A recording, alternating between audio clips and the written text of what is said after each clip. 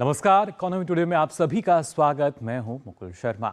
कारोबार जगत की तमाम खबरों से आपको हम रूबरू कराएंगे, बताएंगे कैसे देश से निर्यात को बढ़ावा दिया जा रहा है और खास तौर से और किस तरह के प्रयास किए जा रहे हैं। लेकिन सबसे पहले नजर डालते हैं आज की टॉप लाइंस पर।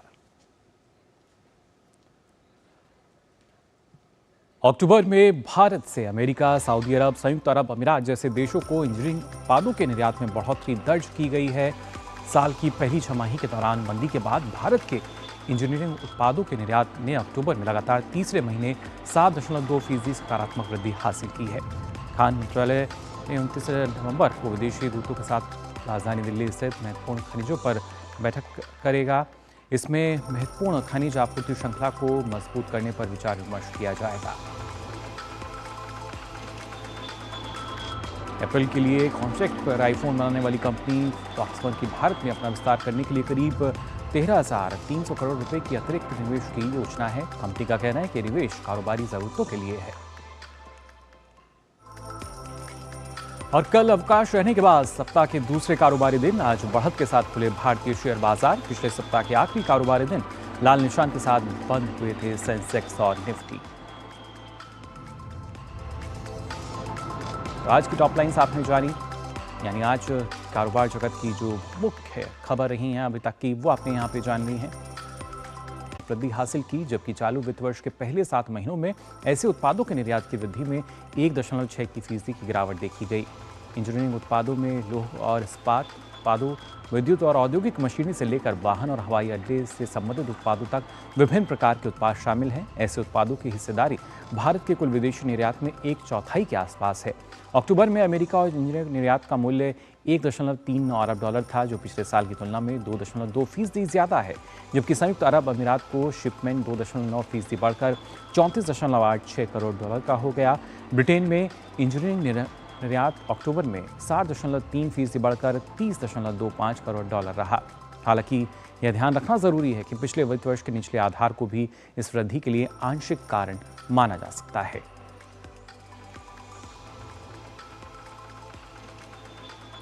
और अब आगे बढ़ते हैं, बात कर लेते हैं खास तौर से मार्केट को लेकर। जी हाँ, क्या स्थिति जो है वो फिलहाल मार्केट में आज नज़र आ रही है, इस पे आइए अब नज़र डालते हैं। पहले बात करेंगे गिफ्ट निफ्टी की, तो आप देख सकते हैं 5.50 अंकों की जो तेज़ी है वो नज़र आ रही है हमें। और इसके बाद 19,862 पर जो गिफ्ट निफ्टी है वो नज़र आ रहा है। अच्छी बात यह कि हरा निशान जो है वो आज नज़र आ रहा है। हफ्ते के दूसरे कारोबारी दिन अब जब बाजार खुले हैं तो हरा निशान फिलहाल यहाँ देखने को मिला है। लेकिन इसके साथ साथ अगर बात की जाए सेंसेक्स की भी, वहाँ क्या स्थिति है, इस पे आइए नज़र डाल लेते हैं। आप देख सकते हैं 48.57 अंकों की तेज़ी है। हरा निशान हमें यहाँ भी नज़र आ रहा है। 66,018.61 जो है वो सेंसेक्स की ओपनिंग फिलहाल आज दर्ज की गई है, यानी बढ़त के साथ जो बाजार है वो आज खुला है। और क्या स्थिति है वो आपने यहाँ पे जान ली है। साथ ही साथ जैसा हम कह रहे थे कि पिछले दिनों लाल निशान दिखा था, लेकिन आज हरा निशान। निफ्टी 50 ओपनिंग की अगर बात की जाए तो आप देख सकते हैं 31.10 की बढ़त जो है वो नज़र आ रही है। निफ्टी 50 ओपनिंग में भी 19,825.80 ये दर्ज किया गया है।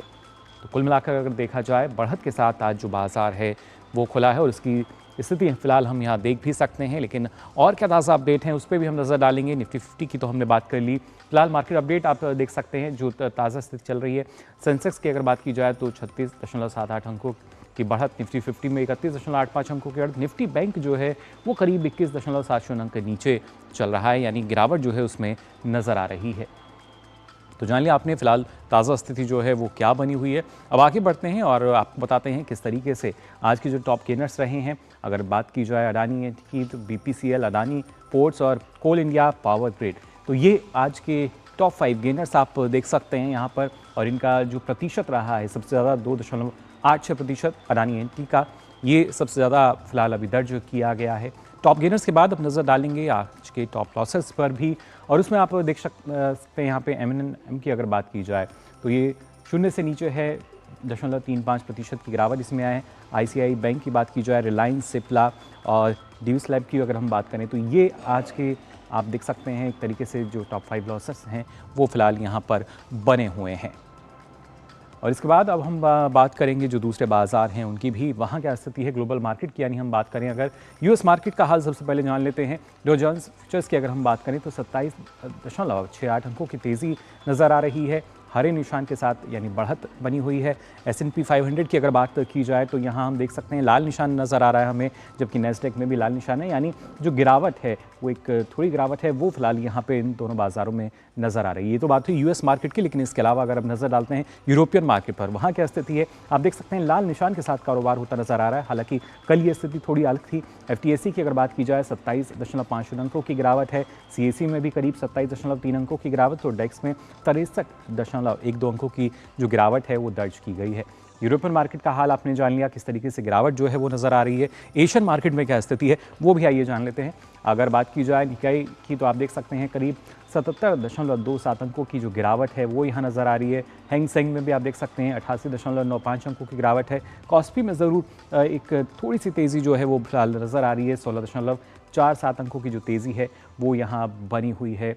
तो जान लिया आपने ग्लोबल मार्केट की स्थिति क्या बनी हुई है। और अब आपको बताते हैं ब्रेंट क्रूड का क्या जो दर्ज किया गया है।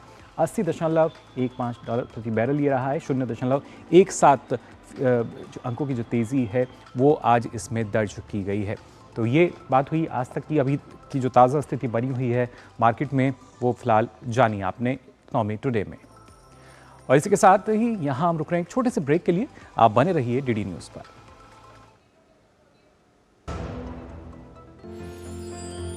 साल बरस और सदी नहीं, एक युग गुजर जाएगा। उम्र न पूछो वंडर की, जब फर्क नजर आएगा। वंडर सीमेंट, फर्क नजर आएगा। तुम्हें पता है इन्वेस्टर्स के लिए कि इन्वेस्टर प्रोटेक्शन फंड होता है IPF, लेकिन अगर तुम्हारा ट्रेड एक्सचेंज पर एग्जीक्यूट नहीं हुआ या फिर कोई गारंटीड रिटर्न्स वाली स्कीम है तो ये IPF आपकी मदद नहीं कर सकता है। और अगर आपका ब्रोकर ही डिफॉल्टर बन जाए तो फिर IPF आपको कॉम्पेंसेशन दिला सकता है। कहां से सीखा? NSE की साइट पर। समझकर इन्वेस्ट कर। ब्रेक के बाद आप सभी का एक बार फिर स्वागत इकोनॉमी टुडे में। और आइए बात करते हैं आज के फोकस की।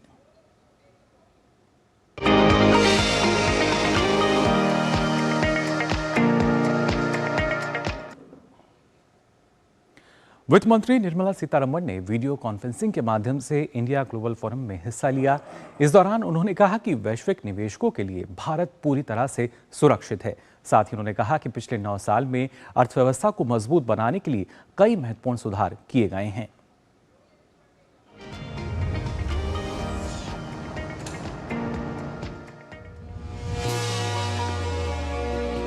इंडिया ग्लोबल फोरम में वीडियो कॉन्फ्रेंसिंग के जरिए वित्त मंत्री निर्मला सीतारमण ने हिस्सा लिया। इस दौरान उन्होंने कहा कि पिछले 9 वर्षों में मोदी सरकार ने कई महत्वपूर्ण सुधार किए हैं, जिसके जरिए अर्थव्यवस्था के फॉर्मलाइजेशन को बढ़ावा मिला है और देश में कारोबारी माहौल को बेहतर बनाया जा रहा है। वित्त मंत्री ने कहा कि केंद्र सरकार आर्थिक विकास की गति को तेज करने के लिए प्रणालीगत सुधारों के लिए प्रतिबद्ध है और वर्तमान वैश्विक परिदृश्य के बीच भारतीय अर्थव्यवस्था तेज गति से बढ़ रही है। गौरतलब है कि अक्टूबर में विश्व बैंक ने तमाम वैश्विक चुनौतियों के बावजूद भारत की आर्थिक वृद्धि लचीली रहने का अनुमान जताया था, जिसमें कहा गया कि महत्वपूर्ण वैश्विक चुनौतियों के बावजूद भारत वित्त वर्ष 2022 और 23 में 7.2% के साथ सबसे तेजी से बढ़ती प्रमुख अर्थव्यवस्थाओं में से एक था। विश्व बैंक ने वित्त वर्ष 2023 और 24 के लिए भारत की सकल घरेलू उत्पाद की वृद्धि दर 6.3% रहने का अनुमान लगाया है, जो चीन की तुलना में अधिक है। वहीं सेवा क्षेत्र की गतिविधि 7.4% की वृद्धि के साथ मजबूत रहने की उम्मीद है, तो निवेश वृद्धि भी 8-9% की दर के साथ मजबूत रहने का अनुमान है। इस दौरान विकास के साथ साथ बढ़ते रोजगार के अवसर पर भी वित्त मंत्री ने जानकारी साझा की। वहीं इंडिया ग्लोबल फोरम में India middle east Europe economic corridor पर वित्त मंत्री ने कहा कि IMEC एक दीर्घकालिक विचार है और प्रस्तावित गलियारे को आगे बढ़ाया जा रहा है, क्योंकि भारत के मध्य पूर्व देशों के साथ बहुत अच्छे संबंध हैं। IMEC एक मल्टी मॉडल आर्थिक गलियारा होगा जो अलग अलग बंदरगाहों और रेल मार्गों को जोड़ते हुए व्यापार की एक नई दशा और दिशा तय करेगा, जिसका सभी फायदा सभी देशों के साथ साथ भारत को भी होगा। कार्यक्रम के दौरान एक सवाल के जवाब में निर्मला सीतारमण ने कहा कि भारत निवेशकों के लिए पूरी तरह से सुरक्षित है और वैश्विक निवेशकों को घबराने की आवश्यकता नहीं है। Bureau report, DD news.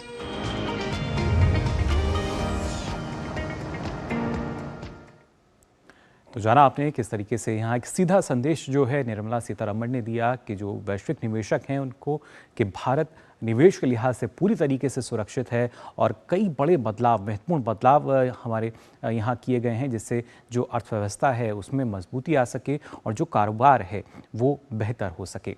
आगे भी हम इस पर अपनी जो चर्चा है वो करेंगे, लेकिन फिलहाल यहाँ रुक रहे हैं एक छोटे से ब्रेक के लिए। आप बने रहिए DD न्यूज़ पर।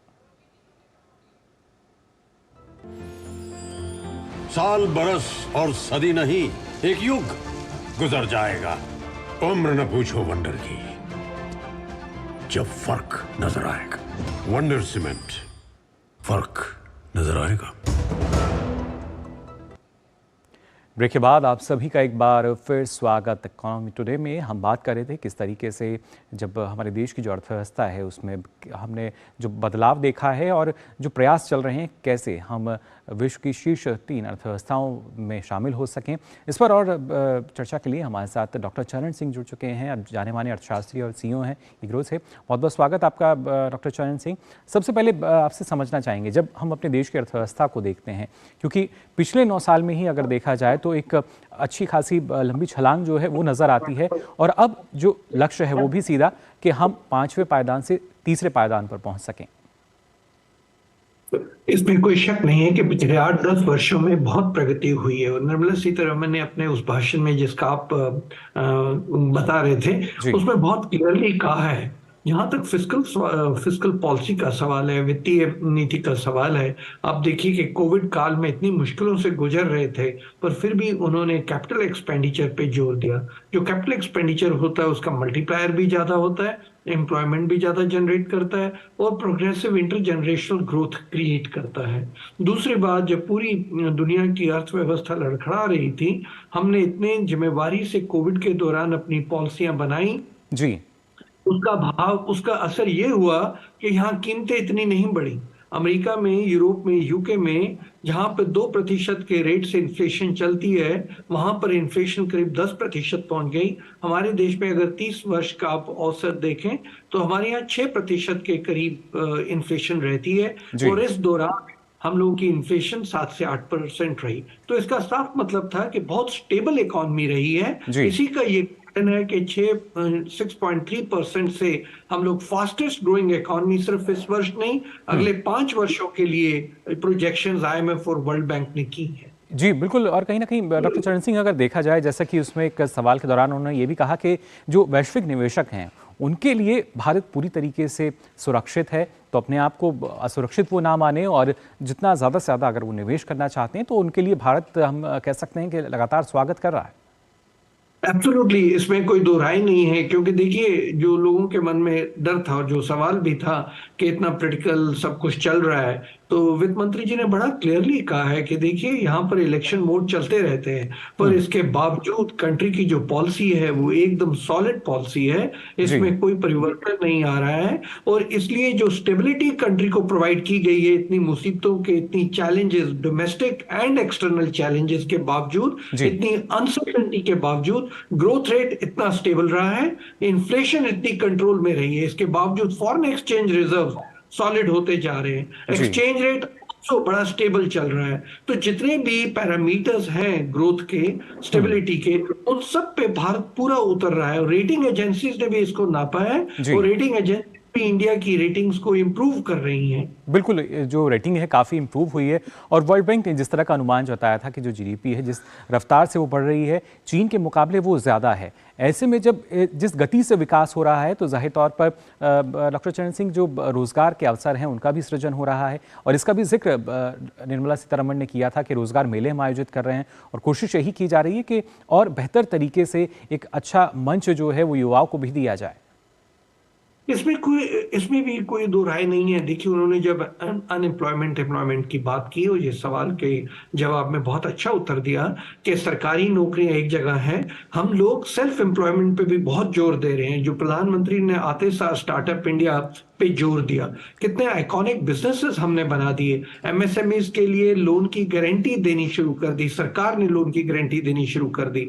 इसके बावजूद मैं कहता हूं कि जो एम्प्लॉयमेंट जनरेशन की आंकड़े ये लोग कोट कर रहे थे, ये ज्यादातर सीएमआई के डेटाबेस को कोट करते हैं। पर अगर आप पीएलएफएस का डेटा देखें, जो सरकारी सर्वे शुरू हुए हैं 2018 से, उनमें जो अनएम्प्लॉयमेंट डेटा है वो उतना गंभीर नहीं है। खास करके अगर आप ओवरऑल इंडिया का अनएम्प्लॉयमेंट देखें, हाँ यूथ का अनएम्प्लॉयमेंट थोड़ा उस टाइम पे थोड़ा बढ़ा हुआ है, पर उसके कई कारण हैं, कोविड के कारण, एजुकेशन के कारण। यूथ आजकल ज्यादा टाइम यूनिवर्सिटीज में रह रहा है, उसमें थोड़ा इम्बैलेंस सा आ जाता है।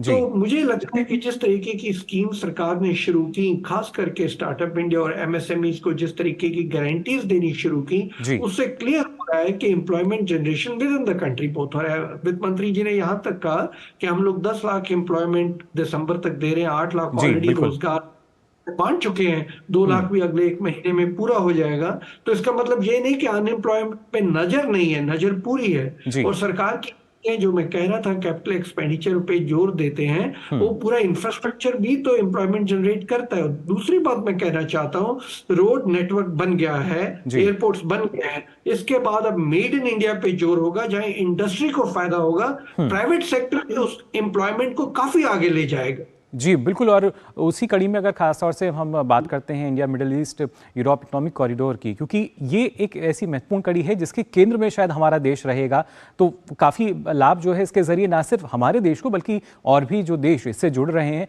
उनको लाभ मिलेगा।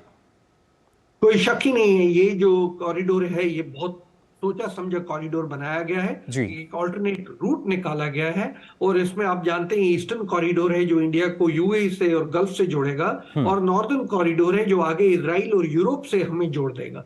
इससे कितना तो टाइम बचेगा, 40% टाइम बचेगा, कॉस्ट ऑफ ट्रांसपोर्टेशन बचेगी। इन जिन कंट्रियां इसमें जुड़ी हुई हैं, करीब 50% ग्लोबल इकोनॉमी है, 40% लोग की जनसंख्या है, तो जितनी वाइब्रेंट इकोनॉमी मिडिल ईस्ट की है, इंडिया की मार्केट को उतना फायदा हो जाएगा। बॉम्बे से चलेगा ये सारा कॉरिडोर, तो ट्रेड पे काफी असर पड़ेगा और उससे भी एम्प्लॉयमेंट अपॉर्चुनिटीज बहुत बढ़ेंगी। और जो कंट्रीज इसमें इन्वॉल्व हैं, आप देखिए सऊदी अरेबिया है, जॉर्डन है, ग्रीस है, फ्रांस, जर्मनी, इटली है और अमेरिका है, ये सारी कंट्रीज का जो लाभ ग्रोथ का है हम लोग उसको बटोर पाएंगे। जी बिल्कुल। और खासतौर से जिस तरीके से निर्यात को जब हम बढ़ा रहे हैं, जो आंकड़े हैं लगातार बदलाव उनमें हमें नजर आता है। अफ्रीकी देशों के साथ बात की जाए या खाड़ी देशों के साथ हम बात करें, तो अब वहां भी एक तरह का फोकस नजर आता है कि कैसे और कहां संभावना है जहां हम निर्यात को बढ़ा सकते हैं। बिल्कुल। आप एक और चीज देखिए, telecommunication revolution, alternate route of transportation, जो ग्लोबल सप्लाई चेन इतनी डिसरप्ट हुई, ये सारी चीज को हम लोग हैंडल कर रहे हैं। और ऊपर से हम लोग artificial intelligence, high speed cables, clean energy, उसको भी बढ़ोतरी दे रहे हैं। तो मुझे लग रहा है कि जहां पर तो एग्जिस्टिंग इंफ्रास्ट्रक्चर और एग्जिस्टिंग इंडस्ट्री का सवाल है, उसके अलावा हम लोग कितनी ज्यादा क्लीन एनर्जी, हम लोग सिनर्जी निकालेंगे ट्रेड के अंदर, सप्लाई चेन को स्ट्रांग करेंगे, फूड सिक्योरिटी को स्ट्रांग करेंगे, हम लोग न्यू इन्वेस्टमेंट को अपॉर्चुनिटी देंगे। तो मुझे लग रहा है ये ग्रोथ ओरिएंटेड कॉरिडोर है पूरे का पूरा। इससे आगे भी एम्प्लॉयमेंट और ग्रोथ इन सारे देशों को, खास करके इंडिया को, उसका बहुत लाभ होगा। जी। और कहीं ना कहीं डॉक्टर चरण सिंह, अगर देखा जाए शायद अब तक इस तरह का जो प्लेटफॉर्म था वो नहीं था, और उसी वजह से हम शायद 5वें पायदान तक भी नहीं आ पा रहे थे। लेकिन अब जब प्लेटफॉर्म हमारे पास है, इस तरह का इंफ्रास्ट्रक्चर हमारे पास है, तो जाहिर तौर पर जो हमारी इकनॉमी है वो और अच्छी गति से आगे बढ़ेगी और तीसरे स्थान पर हम जल्द पहुंच पाएंगे। बिल्कुल। देखिए ये एक और चीज है, क्योंकि इंडिया ने इतनी अच्छी ग्रोथ रिकॉर्ड की है, सारे देश अब इस पे जुड़ना चाहते हैं। तो ये जैसे कहते हैं ना, एंगर्ड चिकन की स्टोरी है, क्योंकि हम लोगों ने पिछले 10 सालों में ये दुनिया को दिखा दिया कि हमारे पास मजबूती है, हमारे पास नीति है, और हम उससे आगे बढ़ रहे हैं। तो अब दुनिया के भी देश हमारे पास आने शुरू हो गए हैं और हमारे साथ समझौता कर रहे हैं। अमेरिका का और यूरोपियन यूनियन का, ये जो आप आईएमएफ की बात कर रहे हैं, इसमें उनका भी बहुत योगदान है। वो भी देखना चाहते हैं कि इंडिया की ग्रोथ जिस तरीके आ रही है और मजबूती से आ रही है और हाईएस्ट ग्रोथ है, इसका उन्हें भी फायदा हो। तो ये मुझे लग रहा है कि सारी कंट्रीज जो ग्रोथ ओरिएंटेड कंट्रीज हैं, डेमोक्रेटिक वैल्यूज वाली कंट्रीज हैं, जो एक्सप्लॉइट करती हैं, इकोनॉमिक एथिकल वैल्यूज में विश्वास रखती हैं, ये सारी कंट्रीज मिलके आगे आ रही हैं। और उससे एक दूसरे को तो लाभ होगा ही होगा, पर हमारे यहाँ क्योंकि डेमोग्राफिक डिविडेंड बहुत ज्यादा और यंग पॉपुलेशन है, हम अपने एंगल से अगर देखें तो बहुत ज्यादा एम्प्लॉयमेंट और ग्रोथ पे और उसी तरीके हमारे एक्सपोर्ट जो इंडस्ट्री को लाभ देगा, काफी फायदा होगा। इसलिए मैं कह रहा हूं कि निर्मला सीतारमण ने जो बात कही, उन्होंने कहा हम सेल्फ स्टार्टअप पे विश्वास कर रहे हैं, सरकारी नौकरियों पे कर रहे हैं, पर जो प्राइवेट सेक्टर की नौकरियां जिनको बढ़ोतरी मिलने वाली है उसके वो बहुत बड़ा रोल प्ले करेंगी एम्प्लॉयमेंट जनरेशन में, जो आईएमएफ जैसी स्कीम से सामने आएंगी। जी बिल्कुल, यानी इसमें एक जो बड़ा बदलाव है वो देखने को मिलेगा। लेकिन आने वाले समय को अगर देखा जाए डॉक्टर चरण सिंह, और किस तरह का फोकस जो है वो नजर आ सकता है? मैं तो साफ कहता हूं, मैं भी जब इन्वेस्टर्स को मिलता हूं मैं उनको कहता हूं देखिए इस 8 साल में 2 साल में इंफ्रास्ट्रक्चर एकदम एस्टैब्लिश हो गया है, इंस्टीट्यूशन स्ट्रांग हो गई हैं, सारे इंफ्रास्ट्रक्चर इकोनॉमिक एंड फिजिकल एक किस्म का सेट हो गया है। अभी आगे क्या रह गया है? स्टार्टअप इंडिया को बढ़ोतरी मिलेगी, प्राइवेट सेक्टर ज्यादा से ज्यादा आगे आएगा, मेड इन इंडिया पे जो जोर दिया जा रहा था क्योंकि इंफ्रास्ट्रक्चर बन गया है। अब चाइना से जो लोग काफी दुखी थे, ग्लोबल वैल्यू चेन और ग्लोबल सप्लाई चेन में जितनी डिसरप्शन आई थी, वो ऑल्टरनेट्स देखते हैं। इंडिया अपने आप को उभार कर सामने लाया है कि एक बहुत वाइबल ऑल्टरनेटिव इंडिया है। तो जितनी प्राइवेट सेक्टर फॉरेन कंपनीज हैं वो ऑटोमेटिकली इंडिया में आनी शुरू हो जाएंगी। उससे जो इंडियन इंडस्ट्री है और इंडस्ट्री जो कंट्री की है वो मुझे लगता है बहुत सारी सॉलिड हो जाएगी। इससे मैं ये भी कहना चाहूंगा कि जो इस टाइम पे यूनिपोलर वर्ल्ड था, अमेरिका अमेरिका अमेरिका था, अब चाइना उससे बन रहा है, पर मुझे मल्टीपोलर वर्ल्ड दिख रहा है जिसमें इंडिया का भी रोल बहुत प्रोमिनेंट हो जाएगा इस किस्म की स्कीम्स के साथ। जी, और खास तौर से जब हम वर्ल्ड लीडर की बात करते हैं तो कहीं ना कहीं भारत विश्व गुरु अलग अलग क्षेत्रों में देखा जाए, सेक्टर्स में देखा जाए तो ये भी एक ऐसा क्षेत्र है जहाँ पे तमाम संभावनाएं जो हैं वो इंतजार कर रही हैं भारत का। फिलहाल बहुत बहुत शुक्रिया डॉक्टर चरण सिंह हमारे साथ जुड़ने के लिए और इतनी महत्वपूर्ण जानकारी साझा करने के लिए। तो जाना आपने किस तरीके से नए भारत की जो मजबूत अर्थव्यवस्था है, वो बढ़ती अर्थव्यवस्था है, वो भारत के इन पंखों को उड़ान दे रही है, जिससे ना सिर्फ आत्मनिर्भर भारत की उड़ान हम भरें बल्कि जल्द से जल्द विकसित भारत की उड़ान भी भर सकें। फिलहाल हम यहाँ रुकने एक छोटे से ब्रेक के लिए, आप बने रहिए डीडी न्यूज पर। साल बरस और सदी नहीं, एक युग गुजर जाएगा। उम्र न पूछो वंडर की, जब फर्क नजर आएगा। वंडर सीमेंट, फर्क नजर आएगा। ब्रेक के बाद आप सभी का एक बार फिर स्वागत इकोनॉमी टुडे में। और आइए अब आगे बढ़ते हैं, नजर डालते हैं कारोबार जगत से जुड़ी कुछ अहम खबरों पर फटाफट अंदाज में। खान मंत्रालय 29 नवंबर को राष्ट्रीय राजधानी के भारत मंडपम में महत्वपूर्ण खनिजों की वैश्विक कार्यवाही को चलाने में सरकार और उद्योग की भूमिका पर एक आउटरीच कार्यक्रम आयोजित कर रहा है। इस कार्यक्रम में महत्वपूर्ण खनिजों पर G20 चर्चा को आगे बढ़ाने के लिए विभिन्न देशों के राजदूतों और मिशन प्रमुखों के साथ साथ भारत में व्यवसायों के प्रतिनिधि और अन्य हितधारक शामिल होंगे। कार्यक्रम में महत्वपूर्ण खनिज आपूर्ति श्रृंखला को मजबूत करने पर विचार विमर्श किया जाएगा। टाटा मोटर्स ने अपनी कारों की कीमतों में बढ़ोतरी का ऐलान किया है। कंपनी अपने पैसेंजर और इलेक्ट्रिक व्हीकल के दाम अगले साल जनवरी में बढ़ाने पर विचार कर रही है। हालांकि कंपनी ने यह नहीं बताया कि गाड़ियों के दाम में कितनी वृद्धि की जाएगी। गौरतलब है कि इससे पहले ऑडी इंडिया और मारुति सुजुकी इंडिया ने भी अपनी कारों की कीमतों में बढ़ोतरी की घोषणा की है। पेटीएम ने open network for digital commerce को लेकर एक नया दांव खेला है। पेटीएम ऐप के होम पेज पर QR कोड स्कैनर के ठीक बगल में ONDC का विकल्प लॉन्च किया गया है, जिस पर क्लिक कर यूजर शॉपिंग कर सकते हैं। फिलहाल ये फीचर ट्रायल के तौर पर है। पेटीएम का ये कदम बताता है कि कंपनी एक बार फिर ई-कॉमर्स सेक्टर में पैठ बनाने की कोशिश में है। एयरलाइन कंपनी इंडिगो ने GPT-4 तकनीक द्वारा संचालित एक AI chatbot 6E Sky launch किया है, जिसका मकसद 10 अलग अलग भाषाओं में यात्रियों के सवालों का जवाब देना है और संपूर्ण नेटवर्क पर देश भर में टिकट बुकिंग के लिए अपनी तरह का पहला प्लेटफॉर्म पेश करना है। एयरलाइन के मुताबिक माइक्रोसॉफ्ट के निकट सहयोग से इंडिगो की डिजिटल टीम द्वारा पूरी तरह से इन हाउस विकसित AI चैटबॉट एयरलाइन के लिए एक महत्वपूर्ण मील का पत्थर है।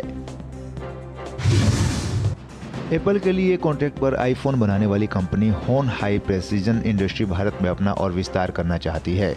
इसके लिए कंपनी ने करीब 13,300 करोड़ रुपए के अतिरिक्त निवेश का प्लान बनाया है। होन हाई प्रेसिजन इंडस्ट्री को ही फॉक्सकॉन के नाम से जाना जाता है। फॉक्सकॉन ने ताइवान स्टॉक एक्सचेंज को भेजे एक डॉक्यूमेंट में इस अतिरिक्त निवेश की जानकारी दी है। कंपनी ने बताया कि ये निवेश कारोबारी जागरूकता के लिए है। मार्केट रेगुलेटर सेबी ने GTR हेरफेर मामले में अरुण पंचारिया को डिमांड नोटिस जारी करते हुए 26.25 करोड़ का जुर्माना लगाया है। इसके पहले पंचारिया जुलाई में सेबी द्वारा उन पर लगाए गए जुर्माने का भुगतान करने में विफल रहे थे। इसके बाद अब उन्हें डिमांड नोटिस जारी किया गया है। सेबी ने अपने नोटिस में पंचारिया को 15 दिनों के भीतर ब्याज और वसूली लागत सहित जुर्माने का भुगतान करने का निर्देश दिया है। ऐसा करने में विफल रहने पर पंचारिया को गिरफ्तार करने और संपत्ति के साथ बैंक खातों को भी जब्त करने की चेतावनी दी गई है। तो फिलहाल के लिए आज इकोनॉमी टुडे में बस इतना ही, लेकिन देश और दुनिया की तमाम खबरों के लिए आप बने रहिए DD न्यूज़ पर। मुझे दीजिए अनुमति। नमस्कार।